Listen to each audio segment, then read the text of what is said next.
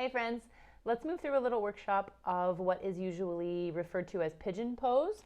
So oftentimes in our yoga classes, we will see something that looks a little bit like this, referred to as pigeon. So I would call this something more like a prone pigeon prep, maybe. And it's actually designed to prepare us for one-leg king pigeon, which looks a little bit like this, which is actually preparing us for true pigeon pose, Kapotanasana. So many spines, especially if you have spinal issues like me, will not be able to get into true pigeon, and it wouldn't necessarily be therapeutic, but I'll put a picture of them in here right now from Mark Stevens' yoga sequencing book, which is one of my favorite texts ever. Highly recommend, so you can see what those are supposed to look like. And then we'll work through some options for that prone pigeon prep pose. So first I want you to either think about what your alignment would look like in figure 4, or go ahead and come into a figure 4. So sometimes in classes we'll hear a teacher say, if pigeon pose isn't comfortable on the fill in the blank, knees back hip, alternative figure 4. So just think about where your ankle lands in relation to your thigh in figure 4. And then that you also often hear the cue to draw the toes back toward the shin to protect the knee. So sort of keep this alignment here in your movement memory as we get ready to come back over to tabletop and move toward pigeon pose on the first side. So I'll do this first side from table pose. We'll do the second side from down dog.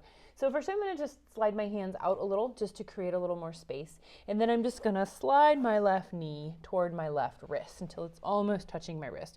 Then I'm going to externally rotate my left hip, so my knee is going to start pointing further out to the side, and my left foot is going to draw all the way up behind my right wrist. And I'm actually going to bring my foreleg, my lower leg, parallel to the short edge of my mat, and the sole of my left foot parallel to the long edge of my mat. So that's really the alignment that we're looking for. And then we'll start to bring that right leg back, bringing our hips down closer to the mat. With this alignment in the front leg, most of us won't be able to get all the way down to the floor. So I have a few prop options. Most support would be to take my bolster and either bring it under my left glute or to bring it all the way under both legs. Another option would be to take my block. I think the block's a little pokey, but to bring it just under that left glute to find my way down that way. Or with a blanket, you have a lot of options because you can make it as thin or as thick as you like. Prop up that hip or slide it all the way under like we did with the bolster. I'm just going to check in. I didn't lose that alignment in the left leg. And because this prone pigeon prep is a preparation for a deep, deep back bend, I'm going to stay long. I'm going to keep that extension in the lumbar spine. I've got my leg directly in line behind my hip, and I'm trying to bring that side of the pelvis forward and down, squaring my hips to the front of my mat, staying nice and long in the heart, long in the crown of the head. So if you normally practice with the toes tucked in toward the front of that opposite hip, you'll notice that this feels a little different, and you probably get a much more intense stretch. And for this first side, I'm going to draw back out in a more gentle way and come back through tabletop. So I'm just going to make my way forward and down enough that I can lift the hips to slide my prop out, and then I can let my hips come over to the left, slide my left leg back to meet my right, so I'm back in my table, and then I can find whatever kind of little movement feels good to reset, recenter hips and spine. Now I'm going to get ready to come up to downward facing dog. So from my table, I'll step the hands out a little, tuck the toes, lift the tailbone, find that upside down V with heels pressing toward the earth, knees long but not locked, armpits gently rotating in toward one another.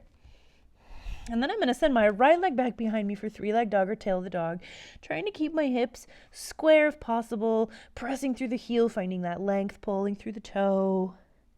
And then I'm going to bring that knee all the way forward toward my wrist. I'm going to externally rotate that hip, bringing my shin toward the top of my mat. Lower the right knee, lower the left knee, start to scoot that left leg back. This is my much more open side. So in this side, without any props, I can almost get all the way down onto my mat, still having that right lower leg parallel to the short edge and sole of the foot parallel to the long edge. I'm getting a pretty intense stretch though. I might not be able to relax. So I'm going to go with just a nice thin layer of a blanket. Just give myself a little psychological support there. I know it's there. I know I'm resting on it. And then again, imagining that length in the spine, extension in the lumbar spine, opening, opening, opening, lengthening. If you wanted to here, if you had enough squish and support for your back knee, you could see what it feels like to start to bend that knee and bring your heel in toward your glute, or you could stay right here. And then from this side, I'll unwind all the way back to my three-legged dog and then downward facing dog. So again, I'm going to tuck that back toe, bring myself forward, start to lift up just enough that I can scoot my props out of the way. And then I can plant both my hands, really tuck that left toe, float the knee, and then slide that right leg all the way back. Find a moment, just stretching in a tail of the dog, and then bringing the feet down, downward facing dog. So there are some ideas, some thoughts, some props for you to play around, to experiment with as you learn and grow in your pigeon preparatory pose. Thanks.